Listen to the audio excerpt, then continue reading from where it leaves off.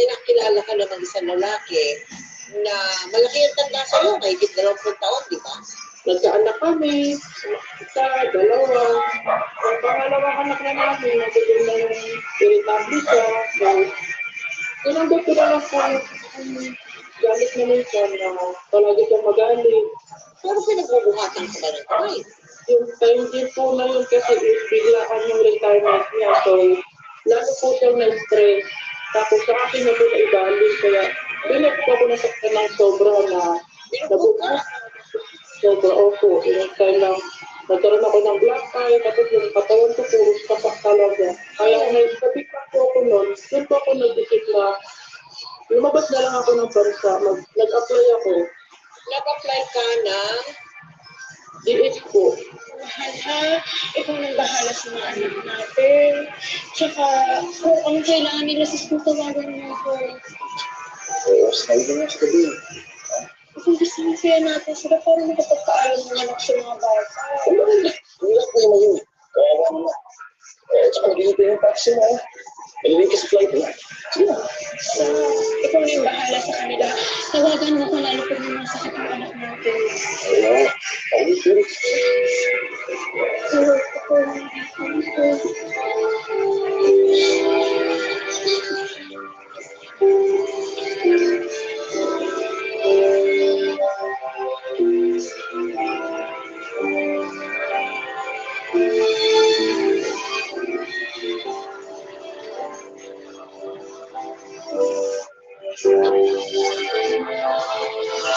pagdating ni Mariel sa Saudi para magtrabaho bilang isang domestic helper, nahirapan siyang mag-adjust at lubhasang nanguli sa kanyang mga anak. Nagayit naman ang kanyang mga amo at buwan-buwan siyang nakakapagpadala ng pera sa Pilipinas. Pero,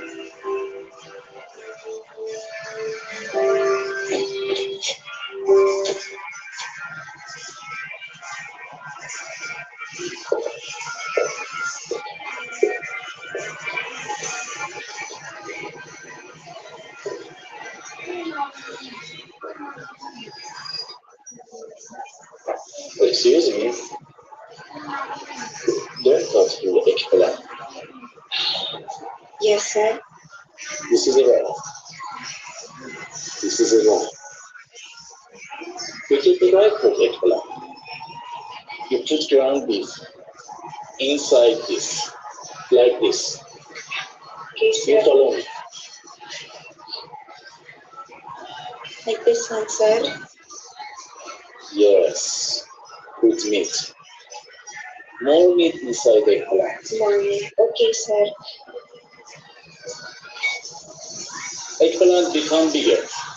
Then you put red sauce over eggplant. Okay, sir. That's right. Is this correct, sir? That's right.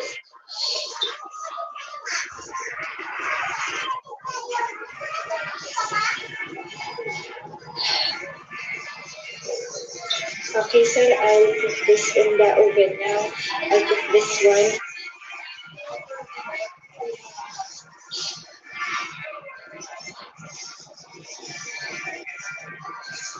Okay.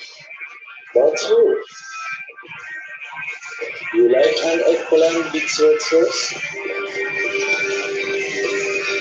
Eggplant with sauce peanuts is good combination. You like that? I can make a good delicious with red.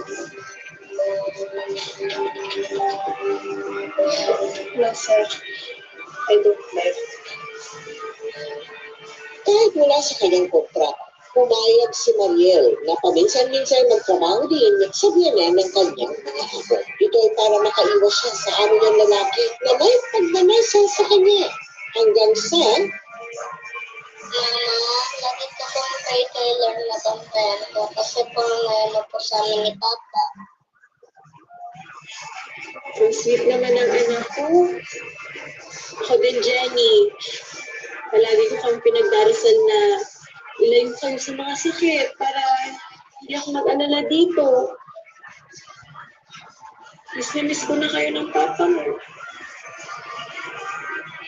Mahal, pabukas naman ako ng camera para makita ko kayo ng mga bata. Ako, huwag na. Mapaputo na naman ang signal. Basta tuloy-tuloy lang padala mo para hindi kami mag-sakit, ha? Tsaka, kailangan ka pala ng perang. Hello? Danny?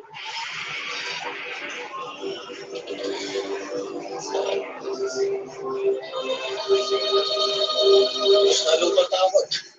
Madala ka natin ng 5,000 ha. Kapag gawa ko yung bubong, ay pulo na.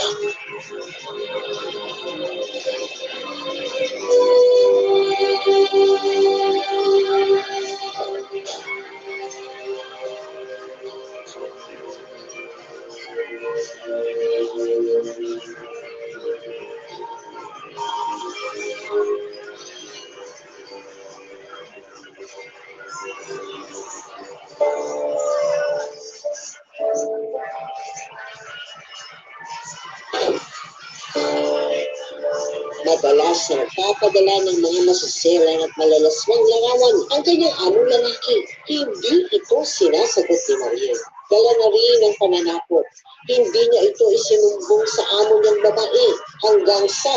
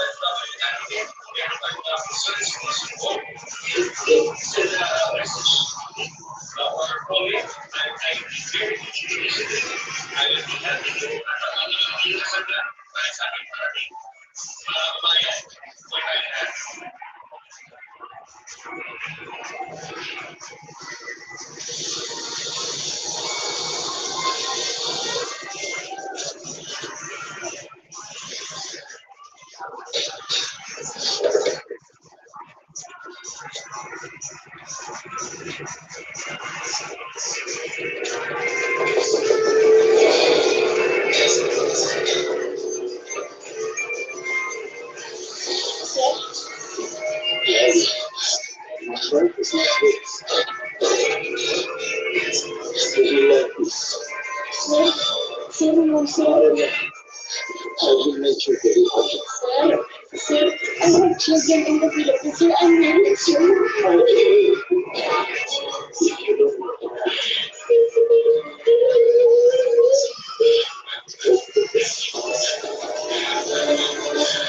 If you want to feel it, then you're fine.